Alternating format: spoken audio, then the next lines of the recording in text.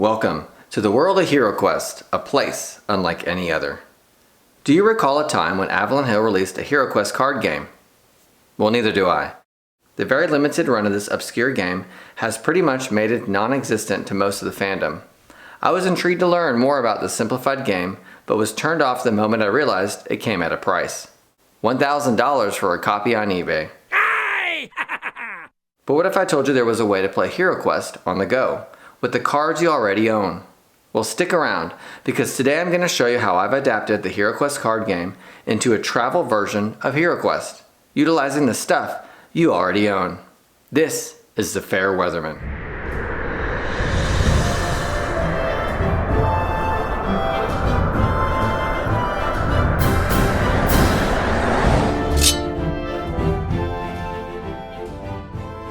Welcome back to the channel, everyone, and thank you for your continued support. The HeroQuest card game had a very limited release. I'm not sure how many were produced, but trying to find a copy today is next to impossible. I understand why it was one and done. Most of the reviews I came across had the same conclusion. The game was complicated and hard to play. Nonetheless, I wanted to learn how to play it. After watching a few tutorials, I realized the play mechanics could easily be adapted from what I already had at my disposal. So I looked at all the cards from the game system and started to recreate a version of HeroQuest I can take on the go. Motivated by an upcoming family campout, I set out to incorporate the things we all love about HeroQuest into a card game. Battling monsters, using spells, and searching for treasure. I call it TreasureQuest, and it's very simple to play. And here's the best part, you can play it too. If you're a fan of card games like Solitaire, you'll love TreasureQuest. This travel-friendly version of HeroQuest utilizes the cards you already own from the 2021 game system. Just as everyone is about to get a second deck of cards with First Light, making it easy to have one set up for TreasureQuest and the other for use in the game box. Plus, all expansions are fully compatible. Play with your favorite heroes and utilize their unique skill cards with minimal adaptation. I've playtested with every hero, including dropping in homebrew characters like the Champion Elf. Use mercenaries and adopt animal allies to fight back against the forces of dread. Customize your treasure deck with your favorite monsters, artifacts, and treasure. Whether playing cooperatively or competing against one another in the battle mode, the hero who makes it out of the dungeon alive and collects the most treasure earns the title of Champion of the Realm. If you'd like a copy of the rulebook, you can download one by following the link on the screen or clicking on it in the description below. So let's get into this. You'll need to collect the following items: 2 to 4 hero cards, 6 combat dice and 2 movement dice, 12 skull tokens, 1 staircase token, 8 monster cards, 12 dread spells, 12 artifact cards, 14 equipment cards, and 46 treasure cards from all the expansions. Don't worry, I've included a list of everything you'll need to get started in the rulebook.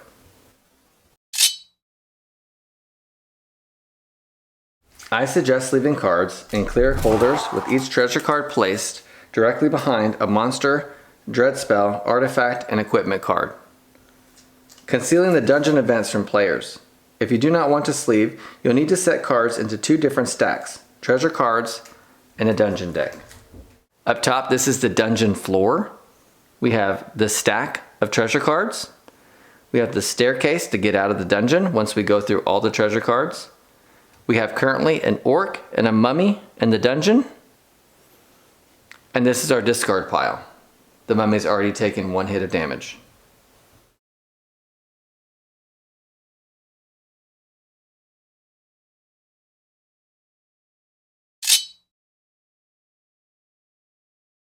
Once you create your treasure deck, the number of cards dealt are based on the number of heroes in play. Animal allies do not change the number of cards dealt. If you're playing with less treasure cards, balance out the appropriate monster, dread, and equipment cards. For 2 heroes, which is ideal for solo play, use 26 cards. 3 heroes, 36 cards. 4 heroes, 46 cards, which is the whole deck. Each player must end their turn with 2 dungeon event cards face up in their hand. If playing an expansion quest Replace any and all monsters, dread spells, and artifacts from said expansion. Adapt the rules to allow heroes to equip multiple armory cards, encouraging heroes to gear up throughout the quest to withstand the heightened dangers of the dungeon.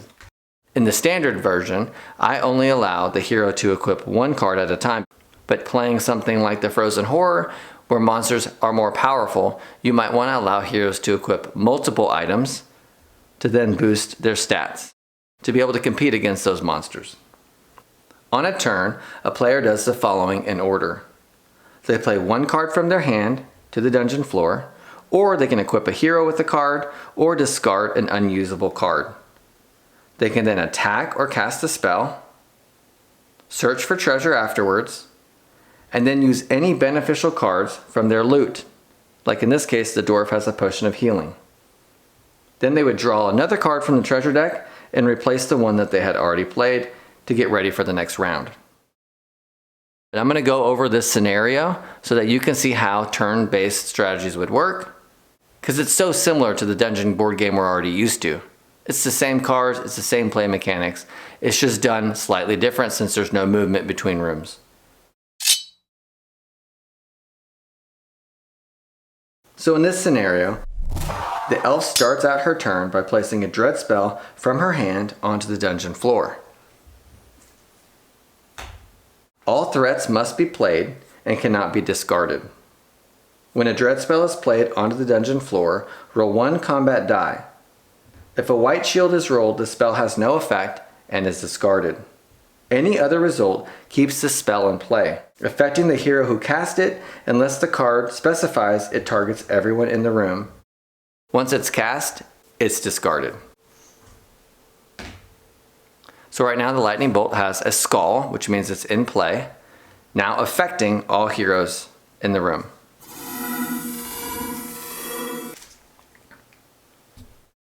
The lightning bolt card says, it will travel in a straight line until it strikes a wall or closed door. It inflicts 2 body points of damage on all heroes or monsters that stand in its path. In this scenario, the monsters are next to it, so all of the heroes are going to be affected with 2 body points of damage.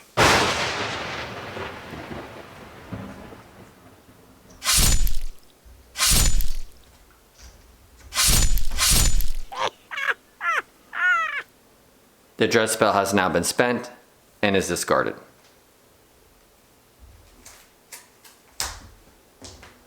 The elf can counter with an attack on the mummy utilizing the Spirit Blade, giving her a 4 combat dice attack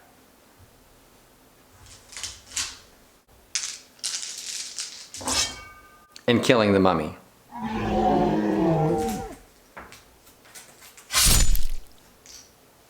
The Spirit Blade is now spent and discarded. The elf can now attempt to search for treasure by rolling 2 combat dice. Any result other than a black shield is a success. She can now draw a treasure card from the back of the Spirit Blade or the most recently discarded or played card. All cards are immediately active and in play. Any beneficial action card found in the treasure search are stored in your loot stash to use at any time during the quest. The elf can now choose to drink the potion of healing by rolling a movement die and recovering up to 3 lost body points.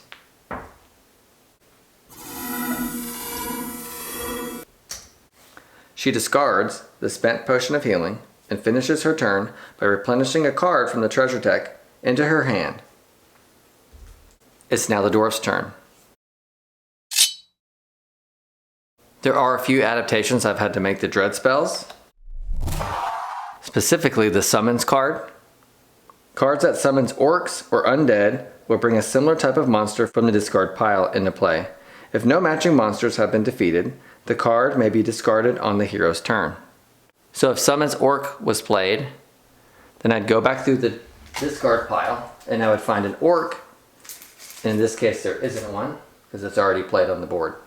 But then it would reactivate that monster back into play. Same would be for the zombies, mummies, or skeletons. Another adaptation for dread spell cards is escape.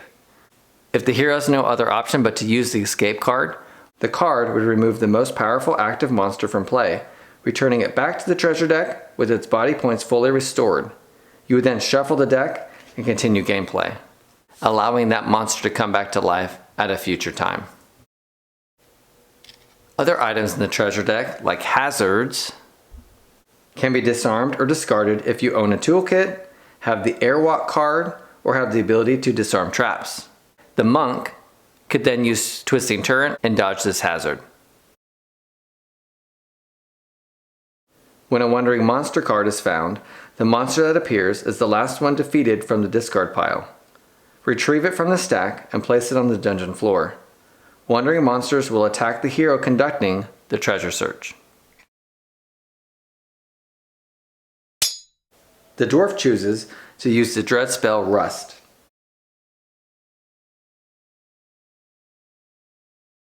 He rolls a combat die and blocks the spell.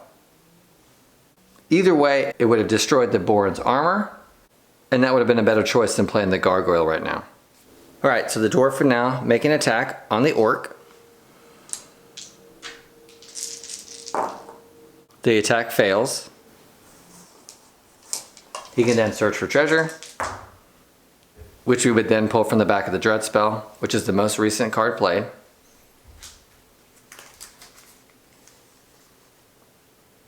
And we found another gem. The dwarf could then pull from its loot stash the potion of healing, recover 1 lost body point, and I would then re-sleeve the card.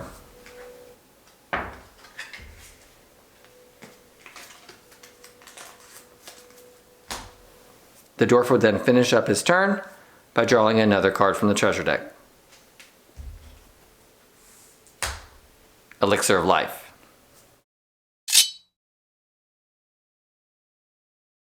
After all heroes complete a round, the active monster or monsters attack in order from left to right, targeting the weakest hero first and continuing until every monster has had a turn.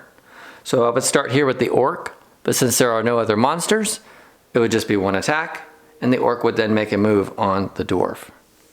Now since the dwarf has Borin's armor, it can utilize a stronger defense,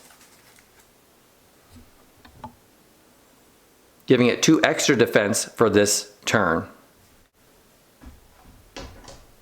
So with the dwarf's standard being 2 defense, it now has a defense roll of 4, and it blocks the orc's attack. Now spending the Borin's armor and ending the monster's turn. There are a small handful of occasions you'll have to adapt cards to work in this style of play. I always play off the assumption that all heroes and monsters are in the same room, so spells that affect everyone in the room will continue to do so. Also, heroes who have the ability to defend someone next to them apply to where the hero is in turn order, as well as heroes who can throw additional attack die, like the rogue.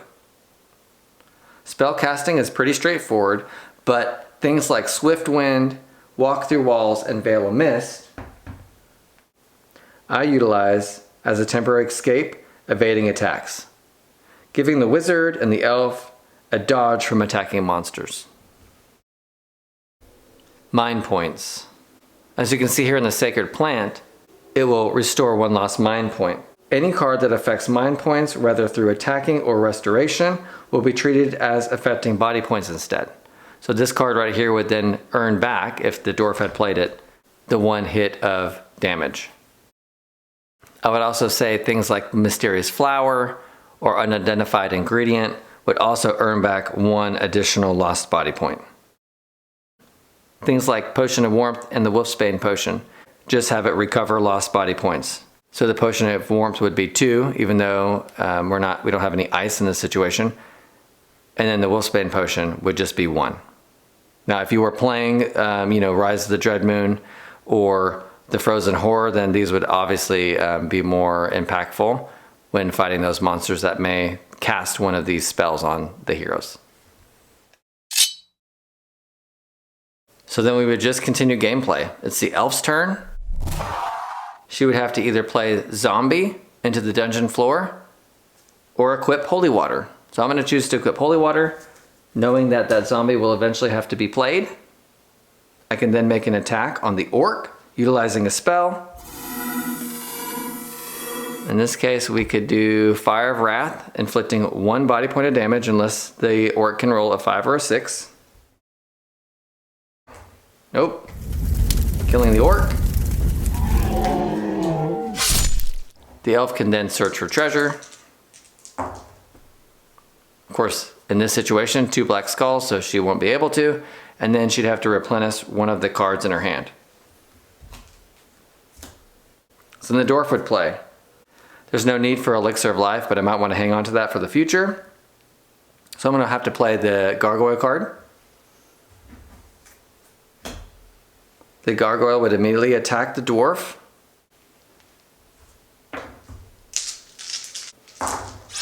Inflicting 1 body point of damage. The dwarf could then retaliate.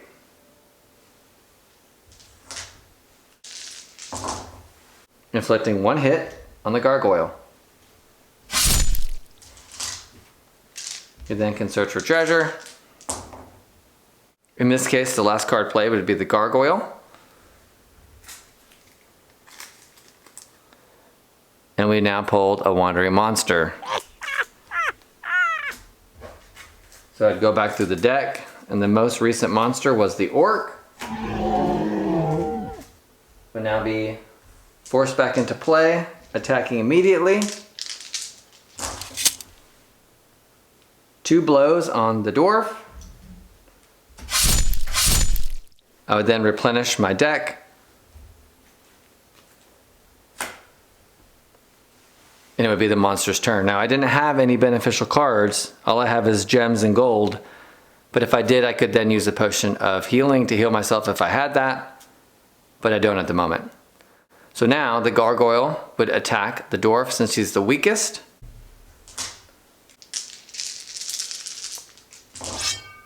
Landing 1 blow. The orc would then attack the elf.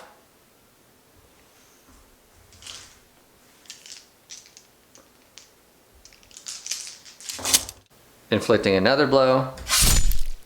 And then it would be the elf's turn again. So in this situation, I'd be forced to play another monster, a zombie or a goblin.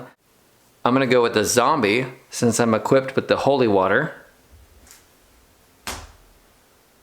The zombie would first attack me.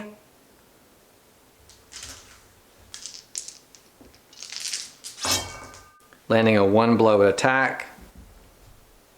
But I would counter with the holy water. Killing the zombie immediately. I would then go to search for treasure.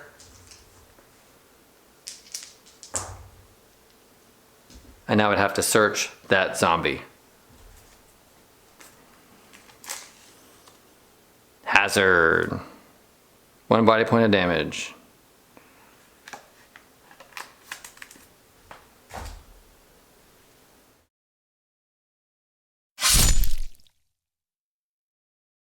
Replenish my hand. And I found a longsword for the next go. We would continue gameplay until we go through all of the treasure deck. You wouldn't play with this many normally. I have all 46 out, but for 2 players we just do 26. But say we got through all of them. As long as there are no threats actively on the board, we can then exit. But in this moment, if this was a scenario, we'd have to make sure that we killed off the gargoyle, the orc, and the goblin before we can exit the dungeon.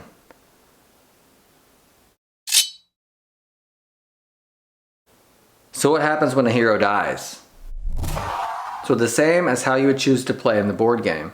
You can utilize a potion of healing or spell immediately, or they will become paralyzed and are temporarily removed from the game. If they are not resurrected by the end of the next hero's round, they are permanently removed from play. All cards associated with the hero are discarded, including dungeon event cards. So if the dwarf would have taken a few more hits and was killed off, depending on how you play, Some of y'all would say, just use the elixir of life immediately. Which would then resurrect the dwarf back. And you would then discard the elixir of life. Others might say, can't use the elixir of life, and someone else would then have to use it, maybe a spell card from the elf if they had one. Of course, we have fire cards out, so there isn't any. But then, you know, if no one can resurrect that dwarf by the end of their round, the dwarf would be done.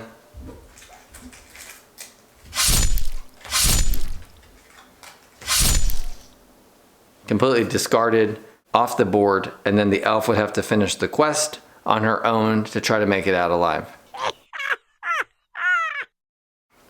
So the game concludes when all cards in the treasure deck have been addressed, including any monsters or dread spell cards in each player's hand. Once all threats have been eliminated, the heroes proceed to the stairway and exit the dungeon. Afterwards, treasures counted to determine the champion of the realm. The winner is announced and paraded to the castle to be blessed by the king.